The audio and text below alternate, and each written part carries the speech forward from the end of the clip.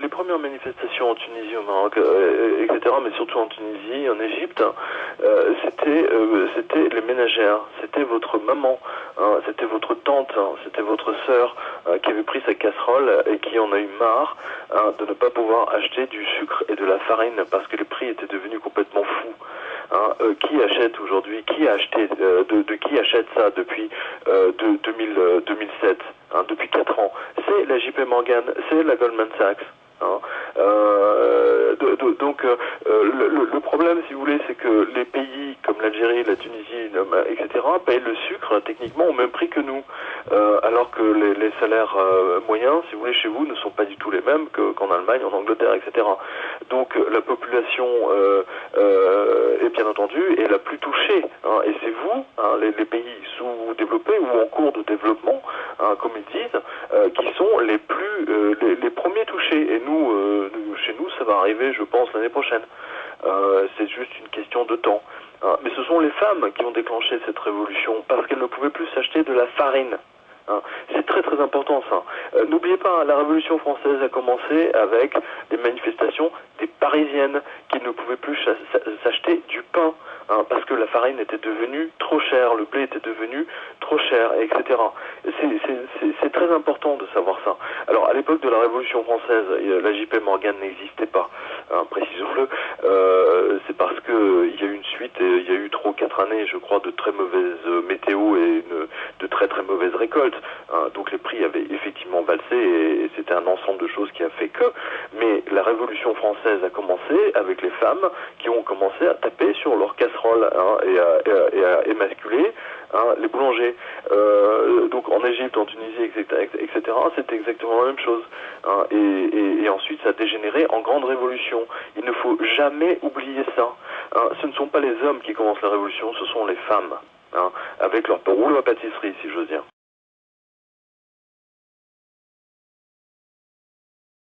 Il n'y a aucun garde-fou. La somme d'argent qu'elle dispose est quasiment le même que le PIB de la France. Alors vous savez, et elle n'a pas besoin d'être élue tous les 4 ans ou tous les 5 ans. Elle s'en fout complètement. Elle fait ce qu'elle veut. C'est un État dans l'État. Hein. C'est ça que les gens ne veulent pas voir. Les régulateurs, on le voit bien, les régulateurs ont été achetés. Hein. Il n'y a plus de régulation depuis S'il y avait une régulation, ces produits n'auraient jamais existé par définition.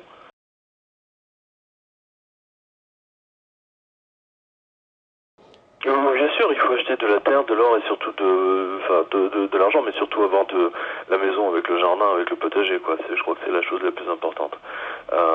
Parce que les banques vont continuer, si vous voulez, à manipuler les cours des matières premières de plus en plus, surtout qu'une nouvelle crise va se déclencher à partir de vers mi-septembre, octobre. Effectivement, il ne restera plus que les matières premières et ça deviendra, si vous voulez, quasiment...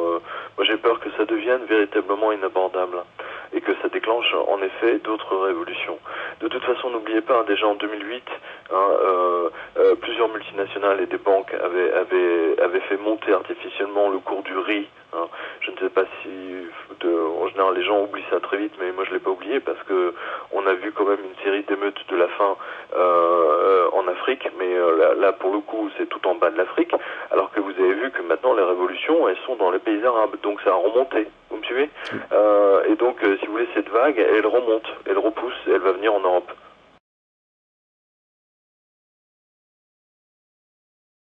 De toute façon, le peuple algérien a perdu, je pense, 50%, si vous voulez, de toutes les sommes qui ont été placées par le gouvernement algérien.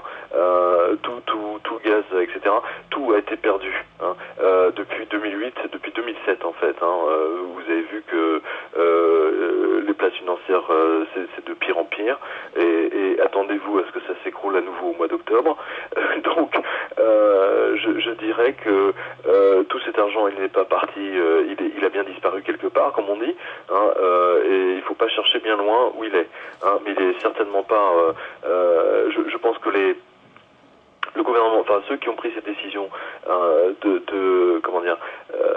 placer l'argent du gaz algérien, des matières premières algériennes dans Wall Street ou à Francfort, etc., auraient mieux fait d'acheter des lingots d'or et de constituer pour la Banque centrale algérienne des véritables réserves d'or pour renforcer sa monnaie, tout simplement. Hein, aujourd'hui, regardez bien, quels sont les gouvernements qui sont pris au sérieux? C'est uniquement ceux qui ont des stocks d'or conséquents. Si l'Algérie avait placé tout ce qu'elle a gagné, si vous voulez, en lingots d'or et en lingots d'argent, et surtout en lingots d'or, hein, depuis 2007, aujourd'hui, ce serait certainement l'un des pays les plus puissants, sinon le pays le plus puissant de tout le continent africain.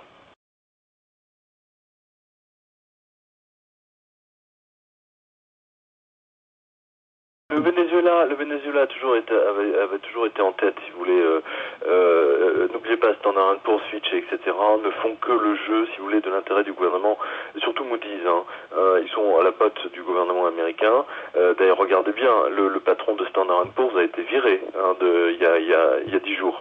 Hein, celui qui a dégradé la note des États-Unis. Donc vous voyez bien que le gouvernement américain a réussi quand même à obtenir la tête de Standard & Poor's. Pour revenir à Chavez, il a réclamé les 211 tonnes d'or qu'il avait dans les coffres à Londres et à New York. Je ne suis pas certain qu'il va les voir. En tout cas, s'il ne les voit pas, ce sera le plus grand scandale, parce que ça voudrait... Enfin, tout le monde le sait. Hein, vous savez qu'aujourd'hui, les places financières vendent des lingots d'or papier.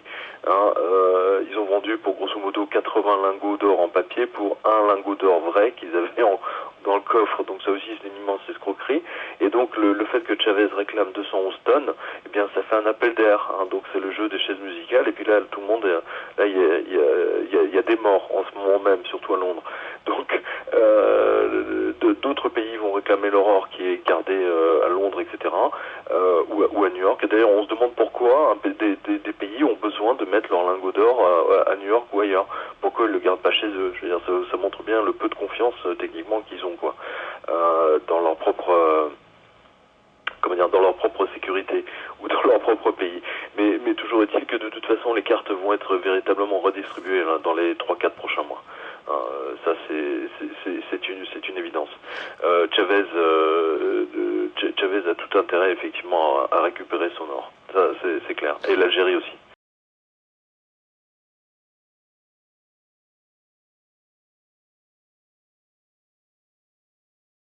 Mon sentiment, mais c'est également le sentiment de beaucoup de gens dans les gouvernements, hein, c'est que la Libye aurait dû être, ça aurait dû se passer il y a déjà une dizaine d'années. Hein.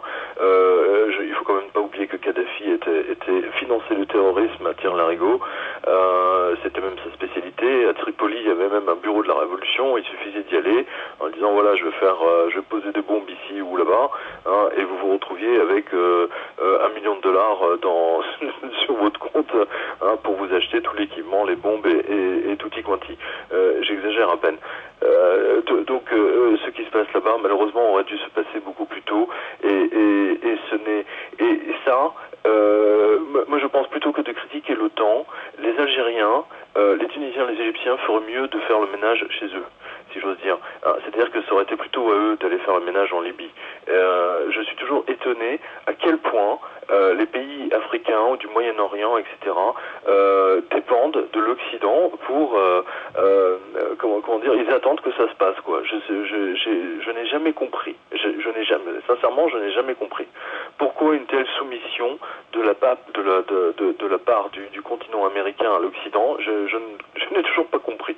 Vous savez, vous avez 25 millions de raisons pour lesquelles cette révolution aurait dû commencer en Libye. Moi, tout ce que je peux vous dire, c'est que, indépendamment de Kadhafi, la Libye est un pays extrêmement calme, que les gens avaient quand même un niveau d'instruction assez remarquable. Voilà. Donc on peut toujours trouver X, Y raison. Hein, vous savez, c'est comme la princesse Diana hein, qui meurt dans un accident bête. Et ensuite, on va trouver 25 000 raisons comme quoi elle aurait été assassinée pour ceci ou cela. Moi je veux bien, mais je sais pas, j'ai pas d'opinion. Vous savez, le Zimbabwe a décidé de passer au standard or. Il n'y a pas eu de révolution au Zimbabwe. Et personne n'est allé n'a fait de descente au Zimbabwe hein, parce qu'ils ont décidé de prendre la garantie or.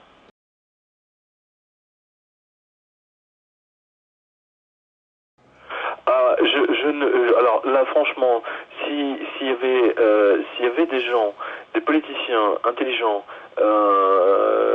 en Algérie, hein, je parle notamment au ministère de l'économie, qui dirait demain on passe au standard or, c'est-à-dire que le dinar algérien est garanti par l'or et que chaque Algérien et Algérienne peut prendre ses billets de banque en papier et aller à la banque centrale et obtenir des pièces d'or à la place.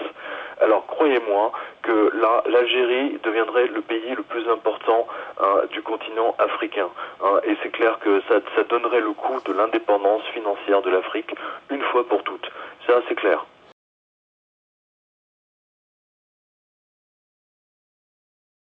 Mais évidemment, vous savez, les pays ne peuvent pas non plus, ils n'ont aucune raison d'intervenir. Croyez-vous que les États-Unis interviendraient en Algérie comme ça je ne crois pas. L'Algérie n'est pas connue, si vous voulez, pour être, comment dire, pour être sous une dictature massive. Vous voyez ce que je veux dire? C'est pas non plus, enfin, du moins, c'est l'image qu'on a ici. Les Algériens ont la réputation d'être plutôt quand même extrêmement sérieux, peut-être même trop. Donc, oui, je pense, oui, effectivement, que l'Algérie a un rôle à jouer au niveau économique et surtout pour stabiliser toute cette région, puisque les cheikhs du pétrole ne l'ont pas fait. Vous savez, on peut jeter la pierre, si j'ose dire, aux Algériens, mais regardez les Saoudiens. Vous croyez qu'ils sont mieux? Les Saoudiens, vous me direz, ils sont tenus par les Américains. Je ne pense pas que les Algériens soient tenus totalement par les Américains. Du moins pas autant que les Saoudiens, les Koweïtis, ou toute cette partie du Moyen-Orient. C'est pas le cas. D'accord. Du moins pas à ma connaissance. Je ne pense pas que la CIA ait réussi à mettre l'Algérie sous sa coupe, comme elle l'a fait en Arabie Saoudite.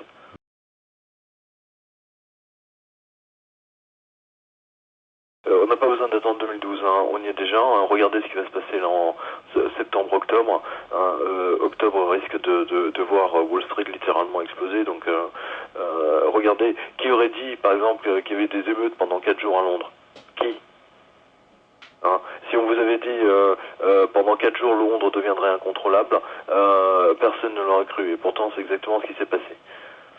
Je le dis à tous et à toutes, je maintiens ce que j'ai toujours dit, ce que je dis depuis 4 ans, acheter de l'or et des pièces d'argent. Voilà.